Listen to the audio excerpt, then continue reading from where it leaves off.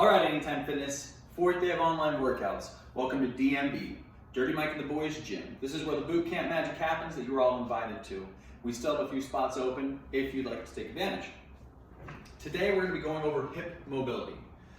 Do note that there's a lot that can happen in your hips to give you tension, tightness, impingement of nerves, okay, and just general discomfort.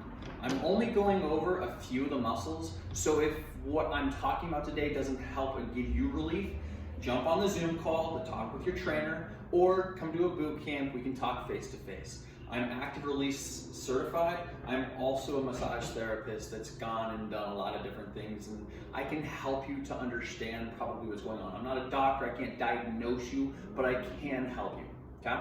So, today, we're going to talk about the hip flexors as well as the rectus femoris, okay? And the reason we're going to talk about that is because those muscles, when overly tight or under tight, can cause a lot of problems in your workouts. If you look at my stature, I have lordosis, which is curvature of the spine, which makes my stomach protrude forward. Okay, I have an anterior tilt in my hips.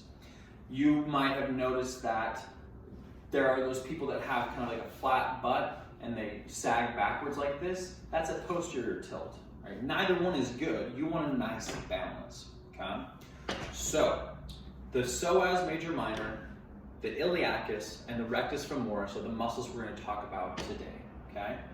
First, psoas, major and minor, and the iliacus.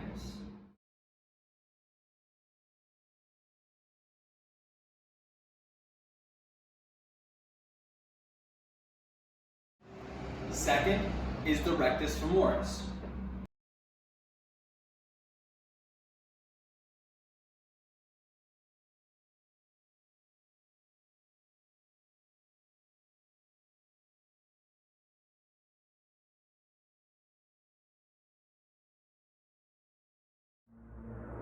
All right, so you may have noticed that in those videos, each one of those muscles had an impact on the flexion of the hip, okay? So how many of you guys have done just a billion crunches or a ton of leg lifts and you're not getting the definition in your abs the way you want to? Some of that is because what's lifting or crunching or doing those movements is your hip flexors, okay? How many of you guys have done leg lifts and your legs get tired right here? Now you know why, because your rectus femoris crosses both your hip joint as well as your knee joint and lifts and flex the hips, as well as your hip flexors do, okay? So first stretch for your hip flexors, which is iliacus, psoas major and minor, would be a simple lunging stretch, which we've all done. The key mess up here is everybody stretches into it like this, and you really don't need to, okay?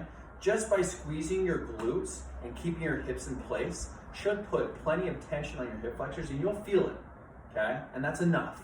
If you need to go a little deeper, as long as you're squeezing your glutes, okay, you can, but you really may not need to if you're overly tight, and that's why you're doing it anyways, okay? Both sides, 30 seconds, that's about all you're gonna need, all right?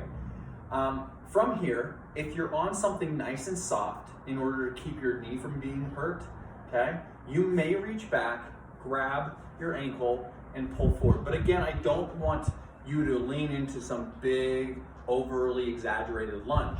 Just a little bit is okay, okay? And again, only beneficial if we're squeezing our glutes at the same time, all right? From here, we're getting hip flexor. Add a little ankle pull, we're getting hip flexor with rectus femoris stretch. Cool? So, moving on from there, our second mobility exercise is going to be hip openers, all right? We're doing the hip openers for internal rotation mobility, external rotation mobility, and simply stretching of the hips, okay? So sitting in a butterfly, go ahead and take one leg and turn it into an internal rotation, all right? From here, if you can, if you're advanced enough, don't use your hands and try to rotate to the other side. And you're just gonna come back and forth a few times. Once you feel comfortable doing that, do the same thing, but at the end of the motion, push your hips upward and using that back arm to support yourself, push your hips up and reach, okay? Take your time through these motions so you're getting a good stretch. This shouldn't be a fast repetition like you're doing a bicep curl or something like that. Okay, so because I don't have someone here, which I absolutely could, okay, I'm gonna use a kettlebell because I have a kettlebell. You don't have to use a kettlebell, obviously, we've already talked about that, but something to put a good amount of pressure where you can control the pressure onto the tennis ball, okay? Find your hip bone, should be pretty easy, all right? And right off your hip bone, if it were to dive down in, is where your iliacus, your psoas major and minor are. I don't think you're gonna be able to hit the minor, it's difficult, and in that video that you saw, I had to remove layers of muscle to get to it. So we're not touching those muscles, right? We're touching muscles on top of muscles on top of muscles that are crushing into it. So understand that those fine, small muscles, it's gonna be really hard to do that on your own, but we can give some relief through this method, okay? So the tennis ball is gonna go right off the hip bone, right inside, and the kettlebell, or the weight, whatever it is, okay, is gonna be pressed on top and down in, all right? For any of you guys who have really tight hip flexors, it's gonna feel really uncomfortable and painful, and that's exactly what it should feel like, okay? So in a laying down position, I place the tennis ball in the correct position, the kettlebell goes on top, and then I'm gonna go through that hip flexion that you saw in that video, up and down. The down is where you're gonna get all the good work, so don't cheat it and speed up, okay? I'm just sitting right here. I might move the tennis ball a little bit superior or up towards my rib cage just a little bit, okay? Because the hip flexor or the psoas and the psoas major minor do go a little bit higher, all right? But primarily coming right off of that hip bone is all you need to do for this soft tissue release, okay? All right, the final portion of today's video is strengthening those muscles, okay? This is not, again, about how heavy or how difficult it is. This is about how focused and how mentally in that muscle you can be, all right? I have a resistance band that's locked down. You may not. If you have one, phenomenal. If you don't, get a towel, put it over your toe and have someone else hold it. Have someone just simply hold it with their hand. You'll have to cue them on how much or how little tension to give, but this can be done whether you have this equipment or not, okay? Lay on your back.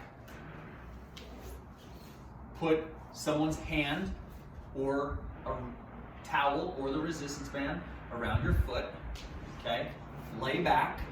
You may have seen videos of this, but one quick note, your lower back needs to stay on the ground, okay?